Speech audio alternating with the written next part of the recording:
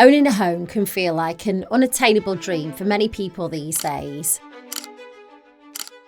You see, the truth is, more and more people simply can't afford to get a mortgage. Our rent increased 50%-ish, and that was just going to be completely unaffordable. Yeah. You're choosing between rent or the long term because we can't save for a mortgage because rent is so high. With mortgage rates skyrocketing and savings running low, it's becoming harder than ever to make that dream a reality. Over 2.4 million households are grappling with the burden of rising mortgage rates. These rates hit hardest for those transitioning from fixed rate teaser deals, leaving them worried and uncertain about the financial future. It's no wonder that the dream of home ownership just seems to be slipping away for millions of hard-working individuals and families. The banking industry has come under fire for not passing on higher interest rates to savers, making it even tougher for aspiring homeowners. And to make matters worse, many people have little savings to rely on. In fact, 1 in 4 people in the UK have less than £100 saved up.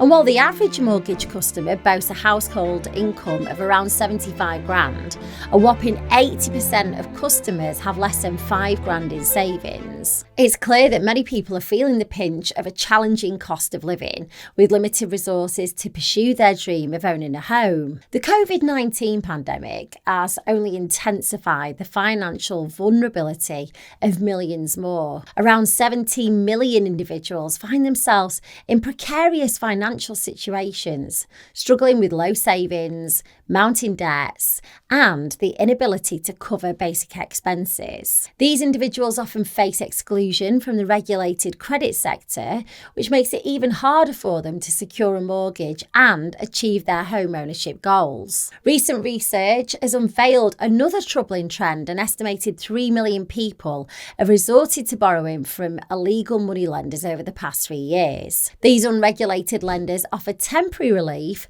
but they come with high risks and further perpetuate the financial hardships faced by these individuals. Official figures from the FCA, that's the Financial Conduct Authority, may not accurately reflect the true scale of this issue. Alternative surveys and studies suggest that the number of low-income households turning to unregulated lenders for financial support is growing. It's clear that we need comprehensive data and a closer examination of the challenges faced by aspiring homeowners. To address this pressing problem, we need fundamental changes in the banking industry to promote financial inclusion and support those striving for home ownership. Some experts propose enacting a Fair Banking Act, inspired by successful approaches seen in other countries like the United States. An act like this would hold banks accountable and provide a framework for addressing gaps in financial provision. It would encourage banks to partner with not-for-profit community development financial institutions